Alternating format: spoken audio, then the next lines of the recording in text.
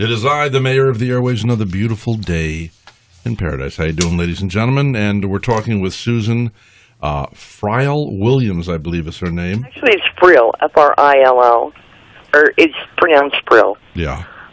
And you are, let's see, Vice President of the American Adoptive Congress, and you are one of 2 Florida State representatives. Now, what does that mean? Expound on that, if you would.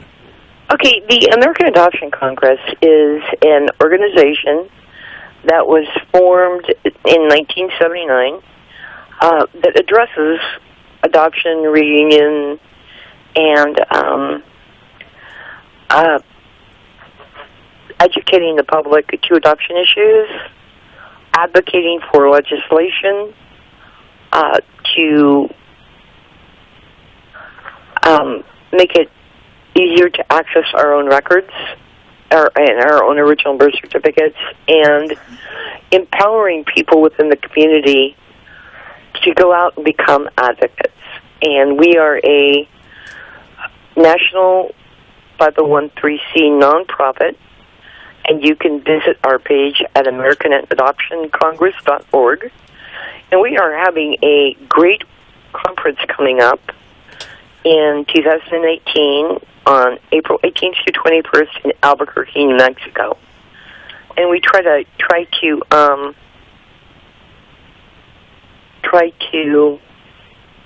What? Vary the locations of we try to vary the locations of our conferences. This year it's in Albuquerque. Next year, it will be in Washington, D.C. Oh, really? So. Washington. Yeah, well, we want to go to Washington next year. It's our 40th anniversary, and our original formation was in Washington, D.C. You've been married for 40 years? No, the American Adoption Congress has been in existence for 40 years.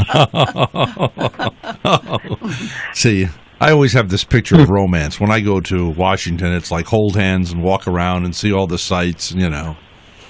But anyway. I was just there, and my impression of Washington is no parking and traffic jams. Oh, well, that's you don't bring your car there. See, I got stuck in Washington in my RV a few years back, and I promised myself I would never go up I-95 or down I-95 ever again in my life. I will not go to Connecticut on my RV. I will only go up 81. I don't have an RV anymore. I sold it, so that won't be happening anyway. But when you go to Washington, the best thing is to fly in, get a taxi to take you to your hotel, and use commercial transportation. You could always get an Uber. Uber is great. I love Uber. You know, so anyway, they have a new museum that just opened up in Washington, and it's the cover your ears, James. It's the new Bible Museum, and they have artifacts. Artifacts from around. Wow. James, shut up. Yes, sir. Shut up. Let's go. Let's make a pilgrimage. Yeah, we're gonna convert you, boy. Yeah, it never happened. No, only kidding. Only kidding. I believe in live and let live, or let live and live, or whatever it's supposed to be. Anyway, but I do want to see it because apparently this family that owns Hobby Lobby spent over $450 million to find these artifacts. They had them shipped in from Israel, and some of the things from Israel have never been allowed to leave that country ever before. Shavat, I bet you they made a good deal with them Jewish people back there in Israel. Hey, we got that one. Look at this. He wanted this artifact. It's really a fake from the cave. No, I'm only kidding. But I'm just trying to keep this entertaining as we go along here. Now, Susan, you're a published author. You actually wrote for Chicken Soup for the Soul. By the way, Mark Victor Hansen, and who's the other partner there? The other guy. But anyway, they've both been on my show, face-to-face and on the phone, as you are. And that's quite a series. They've sold over 1 billion books. So what was your contribution to Chicken Soup for the Soul? Actually, it was an adoption story. You know how you're razzing James about religion. Yeah. I kind of believe that God is God, and formalized religions are just the vehicle that points people to the, like it's a different kind of classroom to get to the same position. But when you do what I do, you find out that God has his finger in a lot of things that you don't realize. You mean mathematically? It's like it's amazing the coincidence, or you want to call them God instances. There is no coincidence. A coincidence is a miracle that God decides to keep private. It is amazing. I don't understand. Like recently, I was looking for a parking spot. And I'm going around the block looking for this parking spot. I said, God, help me find a parking spot. Help me find. Finally, I came around the corner, and there was a parking spot. That's okay, God. I found one. Right. Well, in my case, he'll do things like make the water pump fall off my car if he wants me to do something. Yeah, that's the old water pump routine. Yep. Yeah, it's like really apparent that sometimes things happen, and early on in my career, prior to doing what I'm doing now, I had a nice, safe government job, and I had a situation where I had a dream that was pretty prophetic. Yeah, what was the dream? Okay, so I can tell you the story. It was a dream, and I dreamt that I went to the grocery store, got out of the car. It was spring, the leaves were new and not all unfurled on the tree, and it was still a little bit crisp in the air. And I started to walk into the store, and I ran into one of my coworkers, and she was crying, and she said, I can't believe he's gone. I just can't believe he's gone. She said, what am I going to do? Well, I woke up. But I knew that it was kind of like a prophetic type thing because it was all in Technicolor. You know how like in the Wizard of Oz where they go from black and white color, full color, and it's like that aha moment? Yeah. That's what it was. It was like Technicolor. So did you warn her of your precognizant dream? Well, or? No, I didn't, because I know enough about precognizant dreams that you can interpret them in several different ways. Yeah. What I got from it was that she was going to need our help, and I could be the only one there. And so what I did was I went to work like the next day and called all my coworkers, and I said, look, you guys know I'm a bit vibey. So this happened, and there's nothing we can do. We can't tell her who died because we don't know. All I know is that we need to be there and be ready for her when she, is going to need it. So we all exchanged our phone numbers. We got together this phone tree and, got ready just in case something happened. Well, my husband Wayne had gone to work one night. He worked at Hewlett-Packard and got to work today, a new employee, and she was deaf. So he came home several months later, so I have this new employee. She's deaf.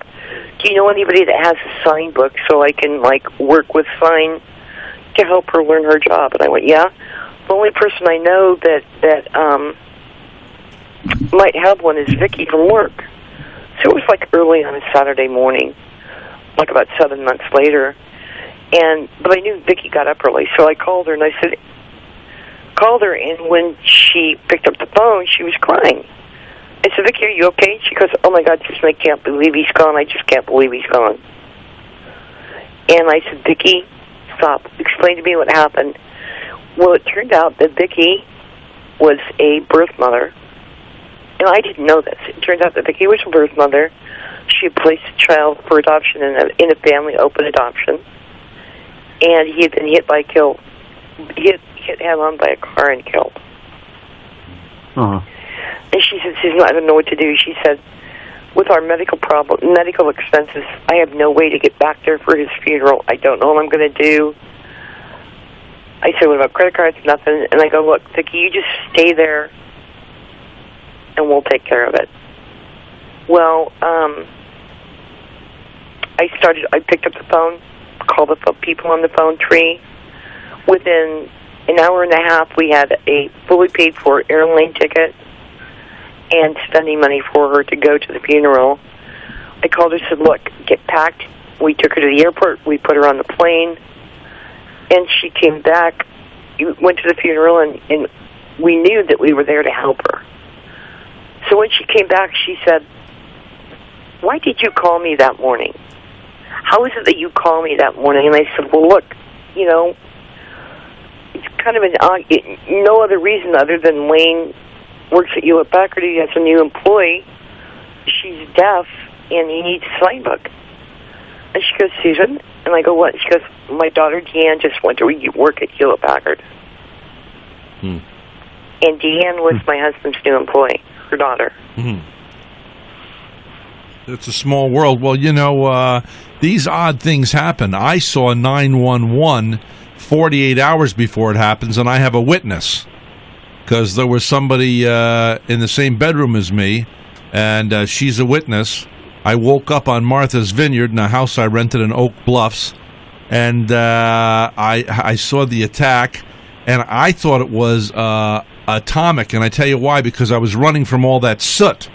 Any of us haven't seen soot like that before, have you? Well, I hadn't. Anyway, so I'm running in the dream from that soot, and I thought it was like the fallout from an atomic thing, and I woke up in a sweat. My head was literally covered with sweat. I was soaking wet, and I said, I believe I'm in fear of the life of my president. They're going to strike either New York or Washington, I told her, and what I had seen is a vision of this man who had big brown eyes and had short hair. Well, I later on, 6 months later, got to see the same picture. It was a picture of Osama bin Laden when he was a young man. And in the dream, I said, the voices said, "Why are they doing this? Why are they doing this?" And I answered them back in the dream saying, they want power. They want power. They want power.